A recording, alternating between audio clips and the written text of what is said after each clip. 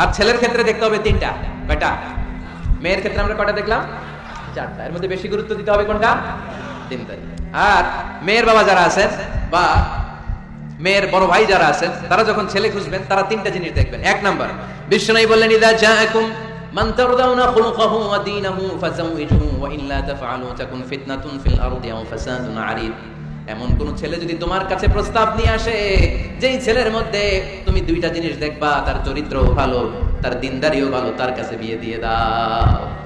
তিনটা জিনিস লাগবে ছেলের ক্ষেত্রে। এর মধ্যে এক হাদিসে দুইটা পাওয়া যায়। এক হচ্ছে খুলুক, ভালো আচরণ। দেখতে হবে ছেলেটা গাঞ্জা টানে কিনা, ঠিক কিনা?